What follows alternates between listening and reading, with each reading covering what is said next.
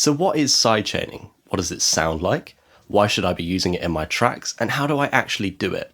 All of these questions are going to be answered for you. So let me give you a really quick demonstration of what sidechaining is, and then we're going to dive into the tutorial. That's all coming up.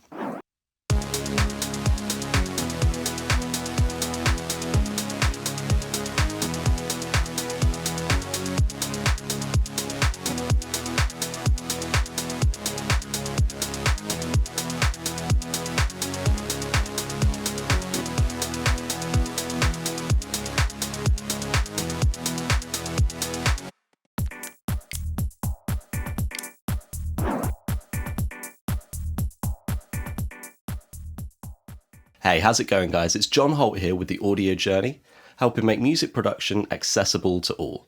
And here on this channel, what I do is a variety of music production tutorials, mainly focused towards beginners and beyond. So if that's something that you might be interested in, then definitely consider subscribing. And to go along with that, I also run a Facebook group, which I'm active in every single day and I go live in every week, specifically to answer your questions. So if you're ever making music and you think of a question that you really need an answer to, that's the best place to put it. So the link is in the description below if you want to go ahead and join that. So sidechaining, in a nutshell, is the process of taking one sound and making that act as a trigger to reduce the volume of another sound. One more time, it's the process of making one sound act as a trigger to reduce the volume of another sound. So in the example that you just saw in the intro, the kick drum was acting as a trigger to reduce the volume of the synth that was playing, and that meant that you could hear the kick a lot clearer. When the synth was just playing at the same volume, the kick drum was kind of lost underneath it, but when the sidechain kicks in, the kick says to that synth, every time I play, you have to come down in volume just a little bit, and just momentarily, but it really lets you hear that kick come through, and we'll have some more examples coming up. Now, the way that this sort of ducking in volume is achieved is by using a compressor, hence sidechain compression. Now don't worry, this tutorial isn't going to go too in depth into compressors. I'm just going to show you how to set up this sidechaining thing and show you a couple of controls that you can use to tweak the sound. So let's jump into Ableton Live to do this, and don't worry if you're not using Ableton, because the compressors that come inside Logic, Cubase, FL, whatever you might be using, are incredibly likely to have the same setup process and the same controls that you need to look for to set up sidechain compression. So this tutorial will be applicable to almost every DAW. So let's go through this step by step. First of all, what I've got in the project at the moment is some drums,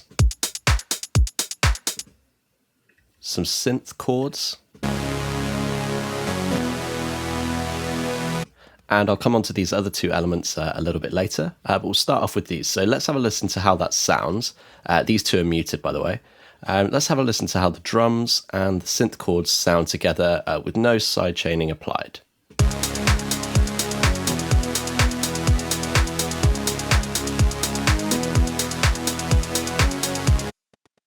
Now, to me, the kick was lacking a little bit of clarity, and if you don't hear that, then don't worry. You'll get it when we A/B compare it. So I want the volume of the synth to turn down every time the kick drum plays, kind of like a radio presenter turning down the track that's playing when they want to talk so that the speech is clear and intelligible. To do this, we're going to put a compressor on the track that we want to turn down, which is the synth. So we're going to come into Audio Effects, Compressor, and drag this onto the synth track. Now I'm just going to set up the view how I like it for sidechain compression. So first of all, we need to hit this triangle to open up the sidechain section. And I prefer to see this view. You've got three different views of the compressor. So I'm going to leave it on this one here.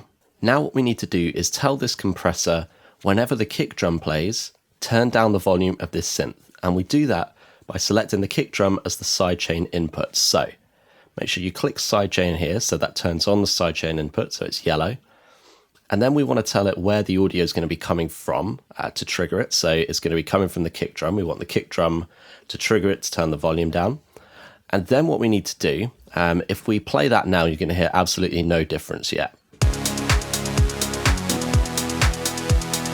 But we can see the kick drum's audio coming through there, which is why I like this view. So what we need to do in order for this to start having an effect is we need to tweak the threshold settings, maybe the ratio as well, and the release. And don't worry, I'm going to walk you through exactly what they're doing. So I'm going to start to bring the threshold down, and you should start to hear a bit of an effect as I do that.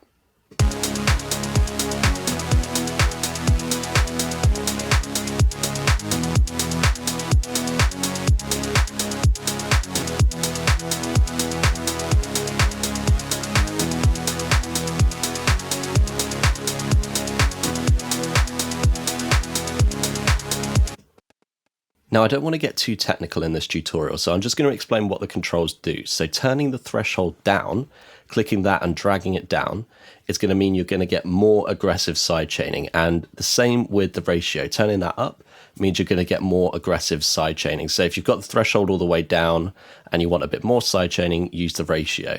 Now, the release is the only other thing that you need to pay attention to. I'm going to play this again, and I'm going to play with the release, and then hopefully this visual sort of layout here helps to explain what the release is doing, but I'll talk through it once I've done it as well.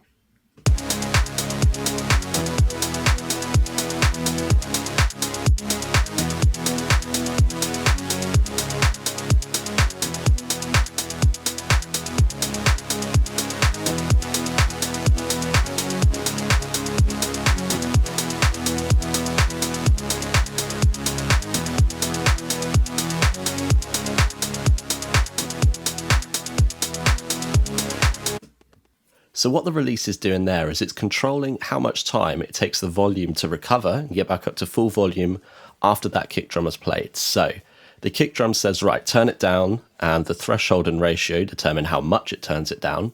And then the release says, okay, the kick drum's played. Now, after 63 milliseconds, that synth needs to be back at full volume. And you can tweak that. You often hear people talking about a kind of pumping effect with sidechaining, and that's exactly what you control here. You can control sort of how long that volume takes to come back up, and you'll hear that sort of pumping effect. So let's bring in these other two tracks, which is a bass line and then some white noise. I'll play those separately, and then I'll show you how I would use sidechaining on them. So let's listen to the bass in with the track, actually.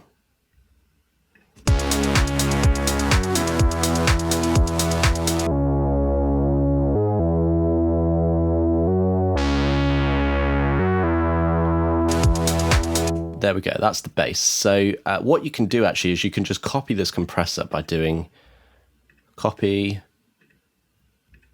paste, and then we'll tweak the settings to have them how we want them on the bass. So let's have a play around with that.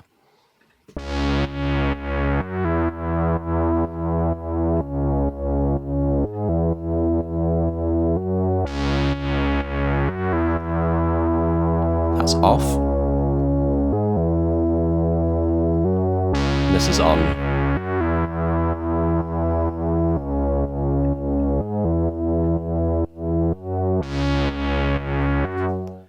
There we go, so that's sounding good.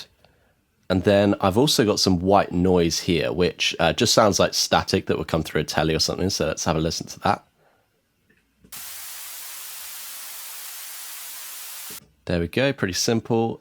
So you might be wondering how that's actually going to fit into the track, but with a sidechain, I'm going to put some quite aggressive settings on here. And I really like what this does. It sort of sits in the background, but it gives the track a nice bit of energy. So let's start with it off. And bring it in and see if you can hear the difference.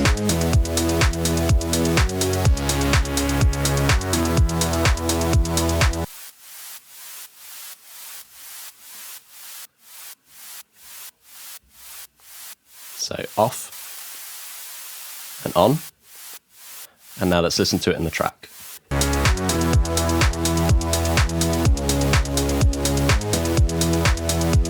Take it out,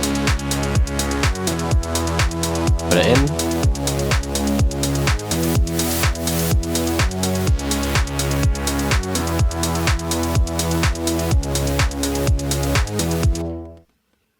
there we go. So now what I want to do is show you some examples of sidechain compression being used in professional tracks. So let's have a flick over to here.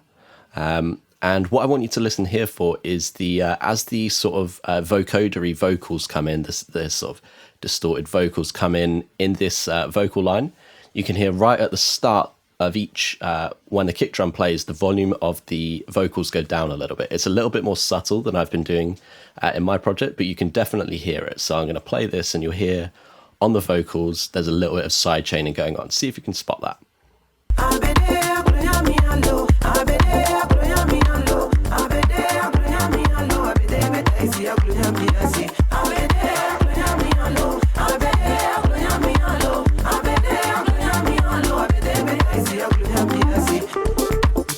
One more time, just right at the start of those vocals.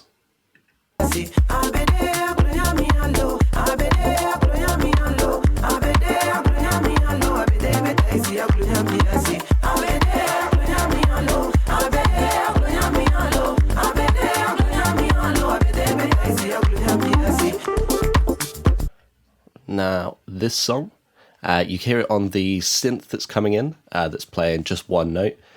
You'll hear that as well when the kick drum plays, the volume of that synth goes down a little bit. So let's have a listen to this. It's that coming in now.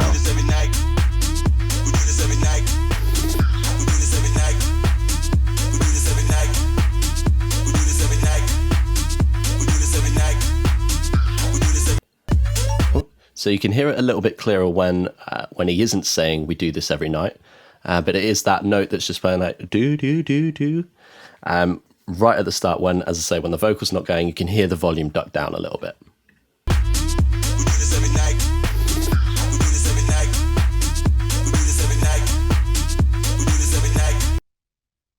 Now, in this final example, you're going to hear it on vocals as well, but it's really, really obvious in this one. You can hear the volume of the vocals when it's just saying oh for quite a long time. You can hear it really, really aggressively ducking down. So let's have a listen to this.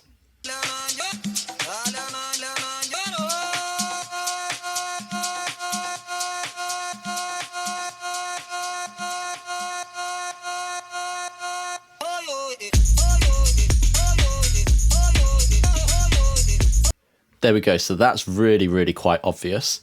And I hope that helps in terms of sort of putting two things together in terms of how to do sidechain compression and how it's used in professional tracks. There we go, guys. I hope that concept of sidechain compression makes a little bit more sense to you now. And if you do have any other questions, then the best place to get hold of me to ask those is in my Facebook group, which is called Music Production Explained. I'm active in there every single day, and I do live streams in there every week. So that's the best place to get a really quick answer from me about anything to do with music production. If there's anything else that you'd like to see explained in these tutorials as well, then definitely let me know as well. I really appreciate you guys spending a little bit of time here with me today, and I really hope to see you guys again soon. Take care.